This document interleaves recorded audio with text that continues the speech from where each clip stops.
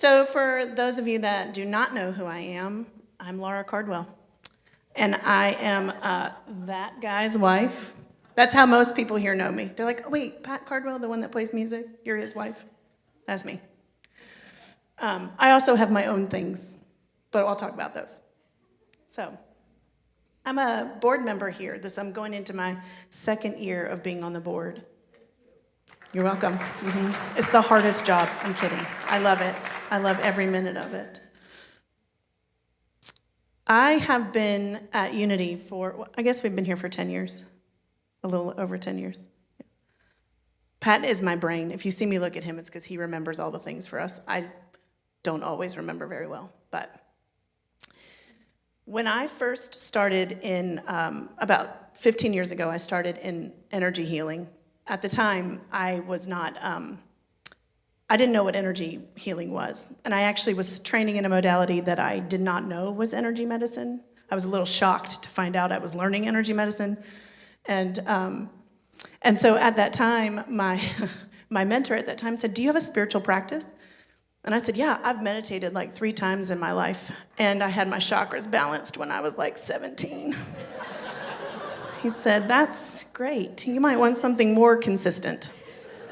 And I was like, oh, okay, like what? He was like, try church. I was like, ooh. So I did what any good person does. I went home and I Googled churches for people that don't like churches. And Unity's at the top of that list in case you Google it. I'm kidding, don't Google that. It's not true. But really, I was like, okay, I'd heard of Unity at the time. I'd heard really great things about it, and I was curious. I knew I wasn't going to go to any specific religious organization because I grew up Catholic, and I'm still recovering from that. So I looked it up, and I was like, okay, I'm going to go. And so I went to find Pat, who was upstairs, and I said, I've been researching churches online, because that's how you find a church, by the way. It's like you have to research it. You don't find it with your heart. That I did not learn until later. And Pat had the same idea. It was, synchronicities and angels and divine intelligence. Pat had also been thinking about coming to Unity and had been thinking about going that particular Sunday as well. So we ended up here. We've never left. We've been here the whole time. Sometimes they have to kick us out. Actually, in fact, I have a bed in the back. No, I'm kidding about that too. Don't tell Darlene. We knew that we were divinely called to come here, and that we have an inner voice that guides us where we need to go. And that's a little bit about what I'm going to talk about today. So if you guys probably don't know what I do in my outside of Unity life. I am a holistic business and transformational speaker, author, and coach. That's what I do with my life and my clients. And one of the things that I really focus on in that writing and that teaching, and especially with my clients, is purpose. What is purpose? What does it mean for us? How do we be on purpose? How do we live on purpose? And so today we're going to be talking about purpose as with a capital P, right? Our purpose, our soul purpose. And that we have a higher calling. We have something that's always calling us forward on our journey. It might be pulling us along. Sometimes it's pushing us to where we need to go. And so we're going to talk a little bit about the science of that, how we're wired for that, and then how we stay in alignment with that purpose so that we can be in service to something bigger than ourselves. So let's just start by defining purpose. What is purpose? When you think about the word purpose, what comes to mind? Often, the first thing that comes to mind is things that we do, right? So it could be a job, a career, a profession. Even in the spiritual realm, it could be about your calling, right? What you're here to do. It could be about following your passion. We're often encouraged to follow what lights us up. But the technical definition of purpose is the reason for which something is done or created, and for something to exist. So really, it's about the why. Now, we see that purpose in mission statements and visions of companies and organizations, similar to Unity. There's a why we are all here. That's the technical definition. But today I want to talk about more than just what we do and why we are here. I want to talk about our true purpose, which is really about who we're here to be. It's about being. It's about our consciousness and tending to the state of our consciousness. And then taking that being into service. How do we take that, who we are here to be, and align that with what we are here to do? Richard Rudd, who is the author of The Gene Keys, he was a student of Ra Uru Hu, who developed the Human Design System, or had a download for the Human Design System. Richard studied with him and then went on to write his own work called The Gene Keys, which is a modern interpretation of the I Ching, and I'll talk about that in a minute. But he talks a lot about purpose, because at the root, we're here to find our purpose. And he says that it's not about what we're here to do, so he's confirming what I said. Just in case you were wondering, I am right. It is about the quality of our consciousness. And when I heard that line, the first few times I had read it, and I've read a lot of his work, I kind of missed it. I was reading on. I was looking for something more, right? But I slowed down and I really read it again and again and again, that our purpose is about the quality of our consciousness and really contemplating what that means to me. It isn't about what I'm here to do. It's about the quality of who I am. So we're going to unpack that a little bit. I'm going to talk for a second. I'm a nerd. I'm just going to say I'm a nerd. I started off studying energetic kinesiology when I started that energy modality several years ago, 15 or more years ago. And in that energetic kinesiology, I actually focused on what's called applied neurology, because the brain is a fascinating place to study. And in that time, I really was studying how the electricity flows in the brain. That's what I was really learning. The brain is physical, it has neurons, it's chemical, it has neurotransmitters, and it's electrical. And most of the time in medicine, we deal with the physical and the chemical. But there's a lot that's going on electrically. And so remember, I didn't know I was doing energy medicine, right? I was just looking at the electricity of the brain at the time. It was news to me that it was more than just electricity, by the way. If it's news to you, welcome to the club. I think you're all here for a different reason, And when I studied that, I was focused on helping kids and adults with ADD, ADHD, learning differences, anxiety, and depression, which is pretty much everybody. Pretty much, right? So, and in that time, I really got fascinated with studying perception, how we perceive, how the brain perceives. What is perception? And then from that place, how does perception affect how we think and how we move emotions and how we feel, literally even all the way down to our physiology and our DNA. Perception is the background of all of that. How we perceive is literally who we become. And that was incredibly fascinating to me.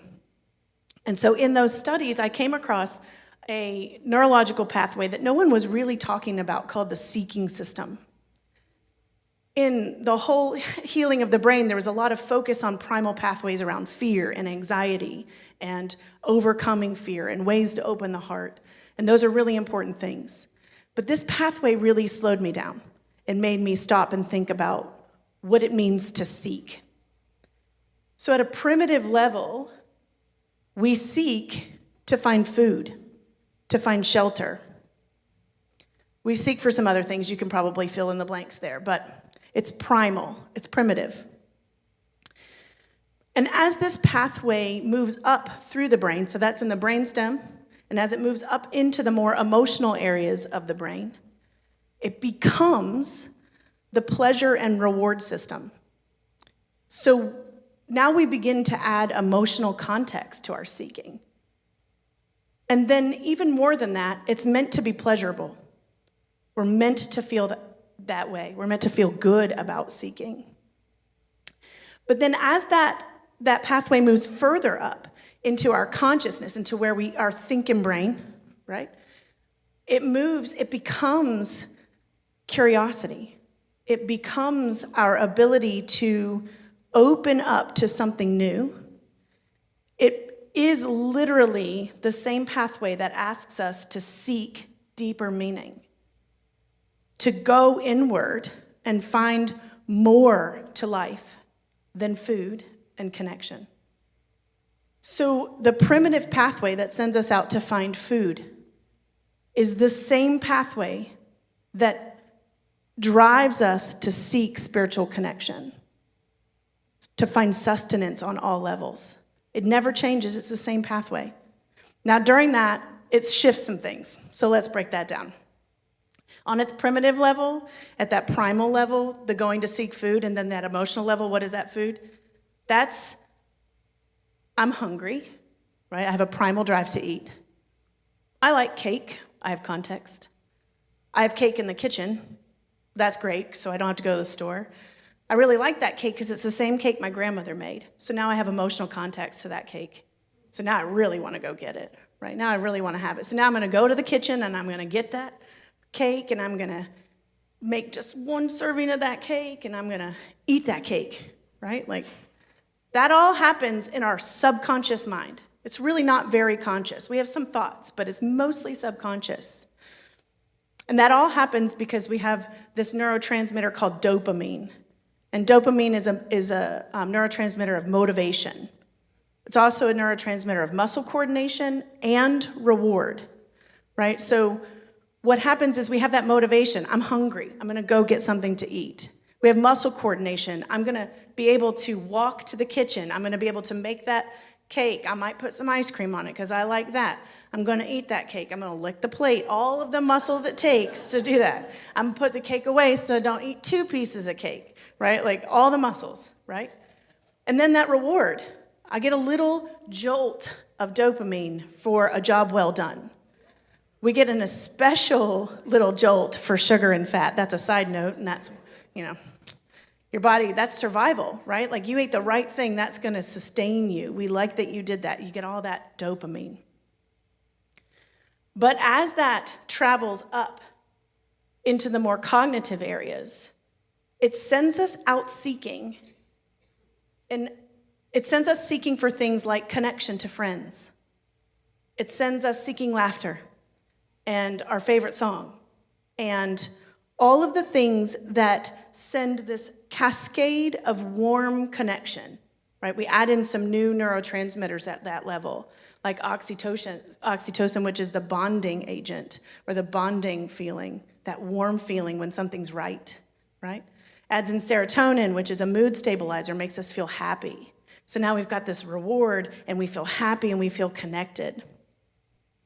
And so as those things cascade through us, we really expand in what we are here to be and what we're here to do. And then we move up into this more, so all of that, let me just slow down there and say, all that's external, right? Like in these levels, we're externally seeking, we're going outside of ourselves, we're looking for something. And that's okay, right? The problem, I'll just say the problem to that is that we can get caught up in external seeking. We can so the world today is really meant to stimulate dopamine. We live in a dopamine culture. We have dopamine fatigue. We have dopamine addiction. Every time your phone dings and you pick it up, that's that little we are the dogs being trained, right, to pick up our phone. I'm like, oh, my phone.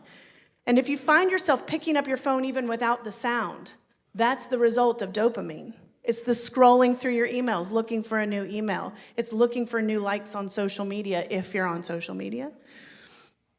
It's all of that external reward.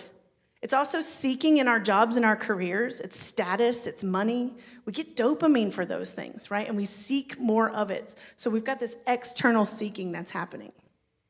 And it's speeding up.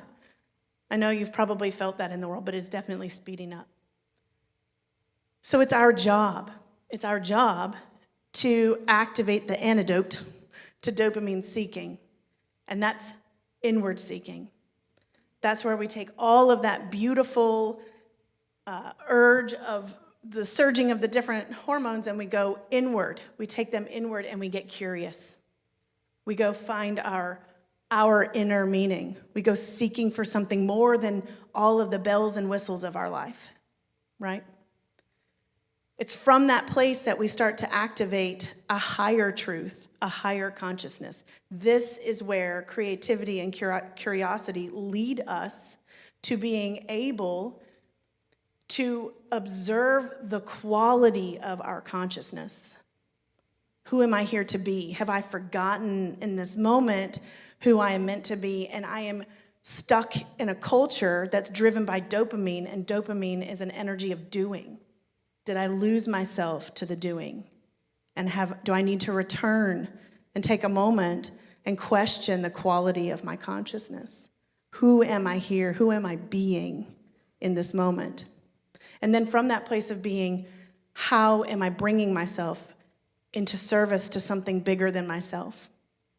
We can get caught up in our own stories pretty easily. We can get caught up in our own dopamine adventure of the day. It's our responsibility to take a break, to take a breath, and to go inward. And when we do that, we activate a whole host of even greater neurotransmitters. We activate these higher brainwaves of consciousness. We have an expanded awareness of ourselves and others. And in that space, we actually become a healer. One of my resistance to being a healer for all of the years, one of the reasons why I didn't want to use that word, is because I hated the feeling that I had to be the one that did it for you. It didn't feel good to have you come to me and say, I have lower back pain, can you fix it? It didn't feel good that that was on me. It felt like a lot of pressure. But also it felt like we were missing something, that we are literally designed to heal ourselves. We are beings of healing. Like the body knows what to do. So I really struggled with being a healer, because really what I was missing, what I was seeking, was that we are all our own healers. Sometimes we need help, and that's what a healer really is. They hold your hand on your journey. They guide you through. Sometimes they pull, sometimes they push. I'm a pusher, if anybody's ever worked with me. It's not so gentle sometimes, but it was really about the fact that because we have this system where if we go internal, if we go inward, if we connect to our source energy, then we can heal those things, right? What is ours to heal? And sometimes it's still a mystery and we don't know. You didn't do something wrong if it didn't get better, right? That's the other thing that I really struggled with in the healing realm is the spiritual gaslighting, that if you're still sick, you didn't really try very hard, right? Or your healer didn't try very hard. There's a lot of blame in that place, right? So I had resistance, and if you can tell by now, I have resistance to a lot of things. It's kind of probably how I roll. Ask my husband.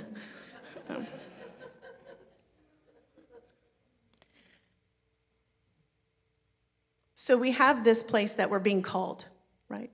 We have this map of who we're supposed to be, what we're supposed to be doing.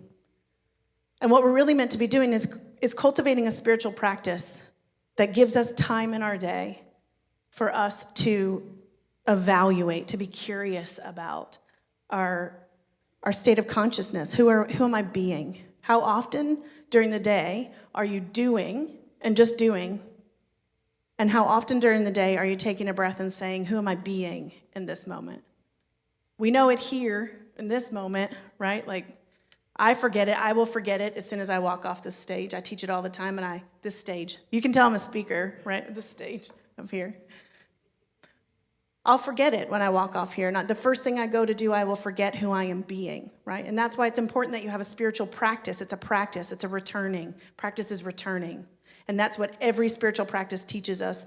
It's not about the knowing or the doing. It's about returning to that quality of being, who you're being pulled to be. There is in his book, Rick Warren wrote the book, The Purpose-Driven Life. Probably many of you have read it. And throughout that book, Rick uses God and him in his verbiage, right? So the first time I read that book, I was younger. I had a really hard time with God and him. And so I'm going to give you a quote from his book, but I'm going to replace God and him with love, because that was easier for me to take in. When I read the whole book and replaced the word with love, it changed a lot of the context for me, because it's juicy. That book is juicy, but I had a lot of resistance. As I've said, I'm a resistor.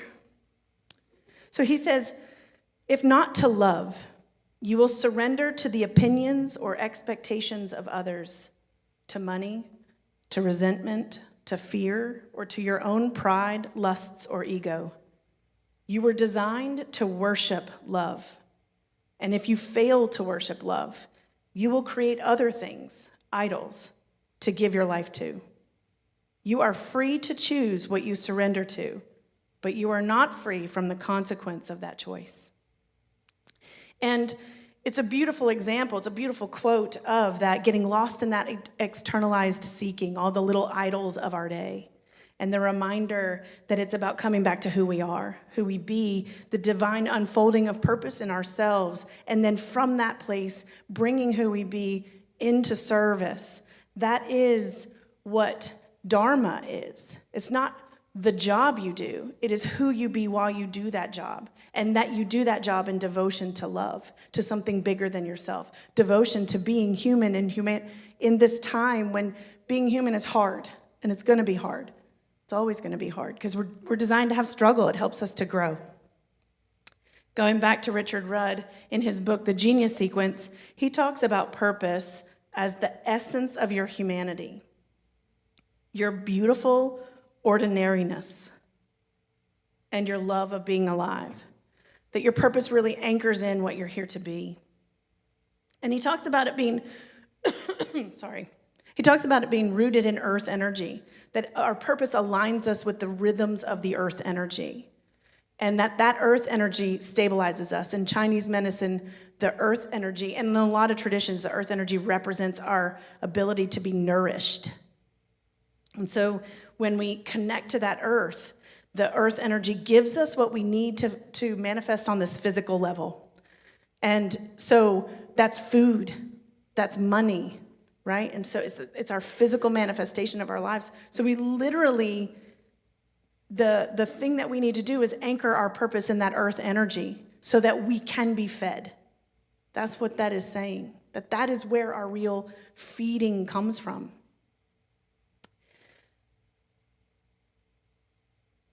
As we begin to go deeper, we find that we have maps that take us there. So earlier I mentioned the I Ching, that in the ancient Chinese tradition, there is a sacred text that is one of the oldest texts that we know of. And it translates to the Book of Changes, and ultimately the sages of the time used nature to understand who we were meant to be as humans. This I Ching is a map to 64 archetypal expressions of who we're meant to be in this world. Each one of those 64 expressions has a shadow, something we're here to overcome, something we're here to walk through. The shadow is just something that helps you forget who you were meant to be so that you can return, so that you can get all the dopamine of returning. The gifts from that, going through those shadows, we begin to blossom into our genius, into the gift of who I am becoming, the gift of who I am meant to be. I gather my gifts and I bring them into service. I become a higher state of consciousness. I radiate from a higher state of consciousness. Last week, Megan spoke about being rooted in principles and rising in purpose. She talked about principles as universal truths that we can ground ourselves in. And I would say that that's the earth energy that stabilizes our purpose.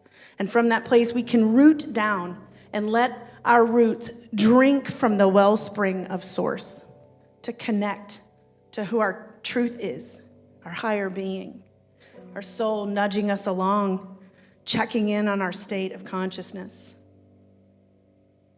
When we do this, we become a clear vessel for love. We become a clean vessel for service. We become a gift. We radiate our light. We recalibrate our hearts, our thoughts, our emotions, our physiology, and even our DNA. We shift from wanting and needing externally to inner wisdom and knowing, to alignment with divine intelligence and divine timing, ease and grace. We become our purpose. So let's take that into a meditation.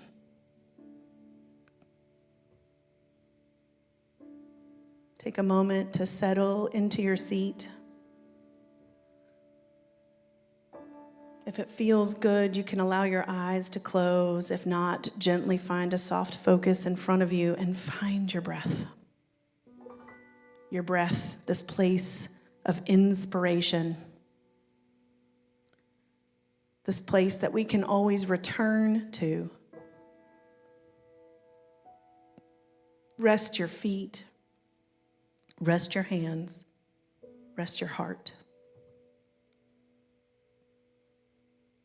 Slowly begin to breathe in and out of your nose.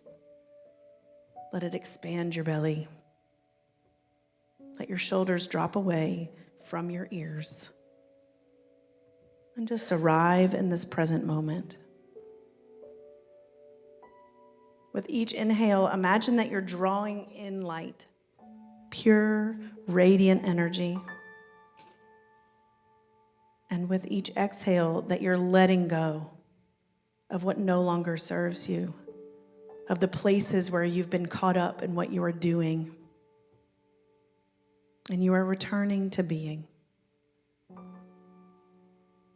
Gently bring your awareness to your heart. If it feels good, you can place a hand there and feel the sense of warmth and connection that comes with all those beautiful neurotransmitters when we go inward. As you breathe, ask yourself, what is my heart seeking right now? Allow that question to float in your awareness without forcing an answer. Simply hold the question, what is my heart seeking?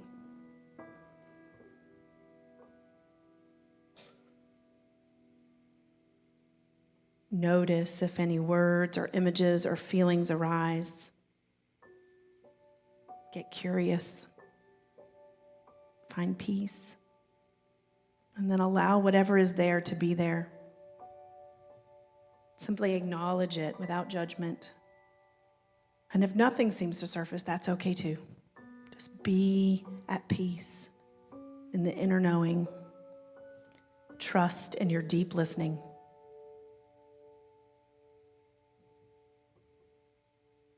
And now imagine that light in your heart gently expanding throughout your chest and your shoulders and down your arms. Feel it radiating through your torso, down your legs, and all the way to the soles of your feet. This light connects you to the earth below and to the sky above, unifying you with the flow of divine energy. In this space of connection, invite your soul to speak. Maybe it's pulling you. Maybe it's pushing you. Maybe it gives you a single word, an entire phrase, or a flash of inspiration.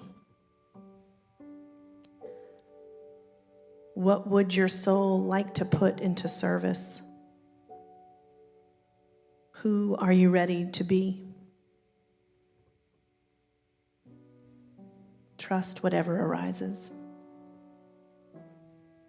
You might see it in your mind's eye or sense it in your body or simply know it as truth.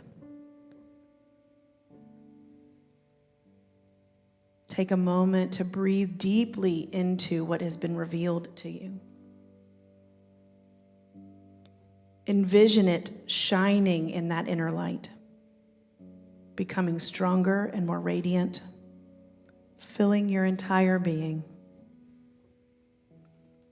Breathe gratitude here for this connection.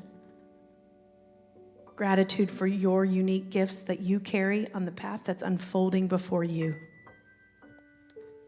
Even if it's not fully clear, know that divine wisdom is guiding you towards your purpose, your capital P purpose. Breathe.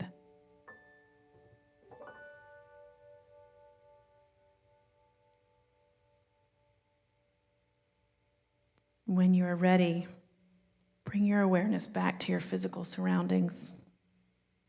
Gently wiggle your fingers and toes, roll your shoulders, smile. And feel the support of the seat underneath you. Taking a deep breath as you open your eyes. Look around, find something that grounds you, something that makes you arrive back into the space.